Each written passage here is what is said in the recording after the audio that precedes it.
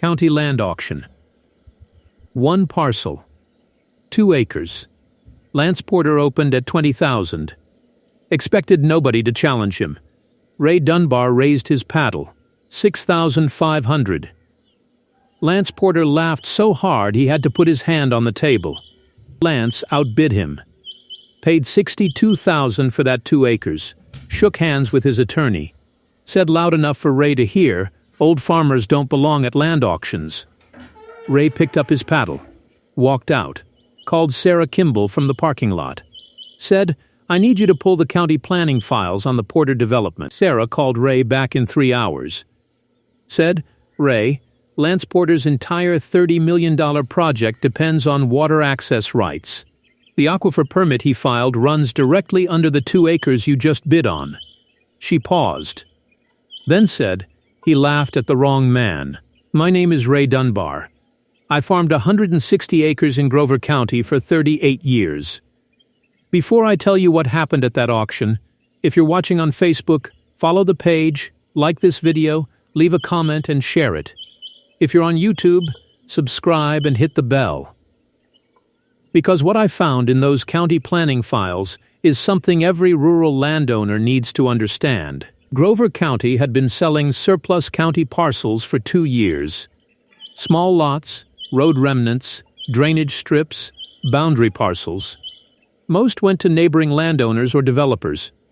In September 2023, a 2-acre parcel came up for auction, Lot 14C. It sat at the edge of my east field, had been county drainage land since 1962. I had farmed around it my entire career. I wanted it for one simple reason. It completed my east field boundary. Lance Porter had been buying land in Grover County for 18 months. He had announced a large residential development, Porter Estates, 500 homes on former agricultural land.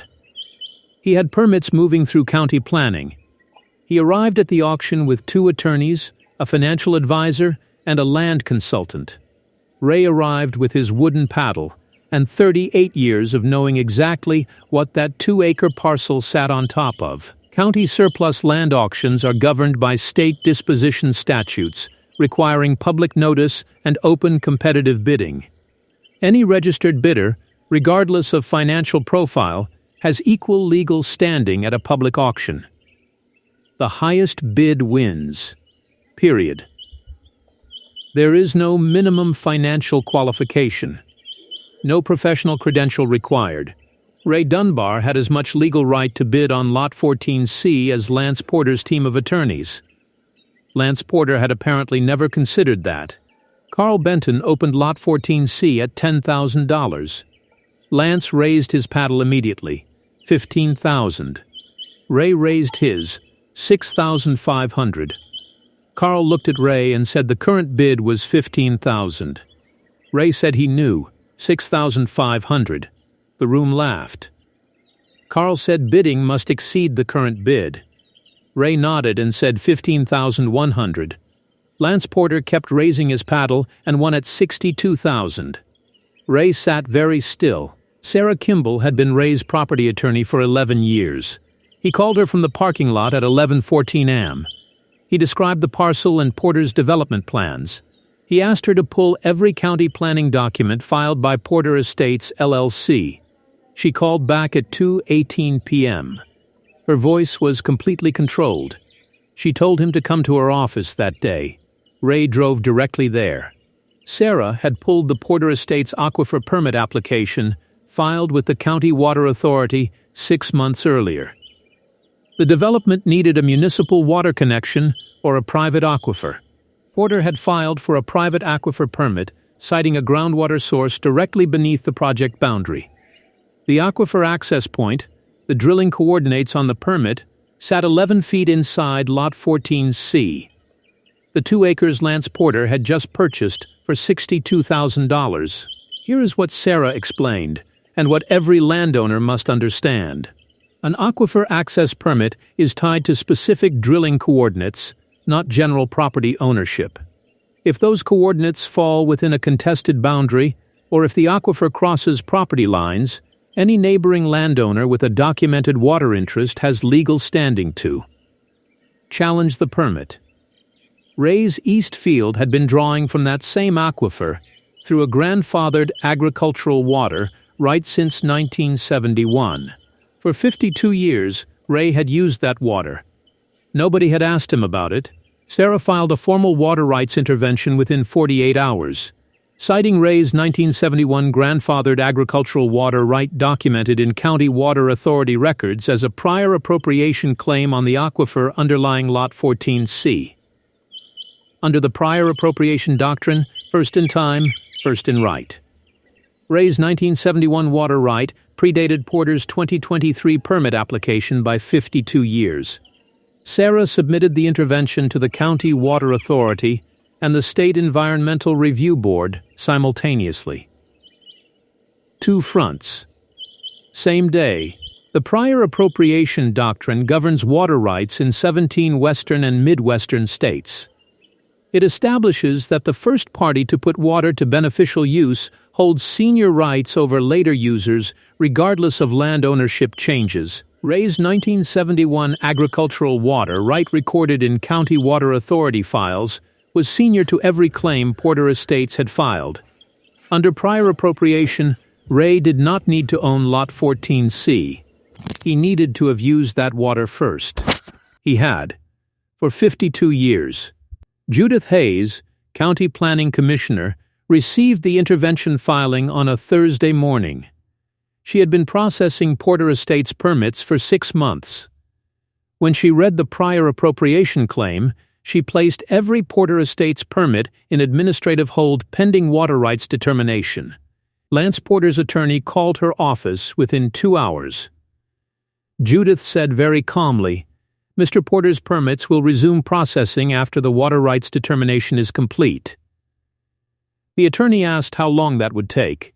She said, "As long as it takes." Lance Porter called Ray directly 3 days after the hold was placed. Ray answered. Lance said, "What do you want?" Ray said, "I want what I've always wanted, Mr. Porter. My East Field boundary completed, and my water right protected." Lance said, "Name a price." Ray said, "That's not how water rights work, Mr. Porter.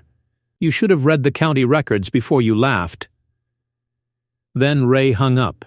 The State Environmental Review Board completed its water rights determination in 4 months. Finding, Ray Dunbar held a valid senior prior appropriation right on the shared aquifer.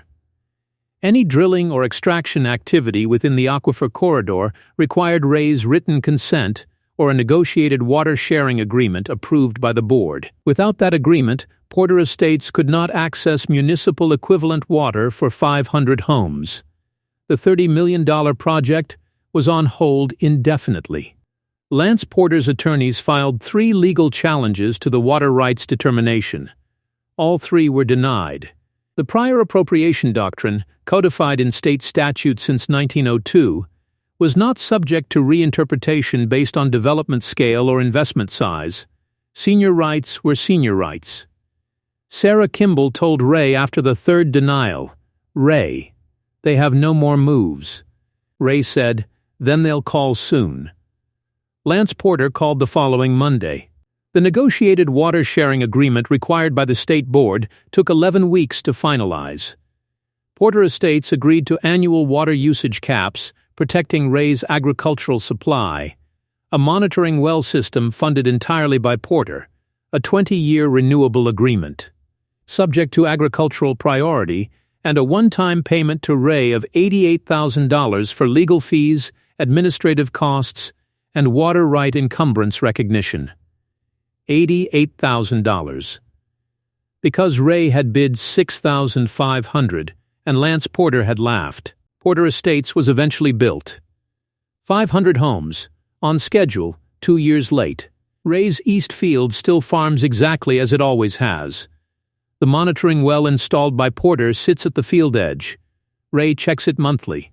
Judith Hayes told Ray at a county meeting, "Your intervention created a water rights precedent that now protects 6 other farms in this county." Ray said, "I just wanted my field boundary." She said, "You got more than that." Ray said, "I know." So did he.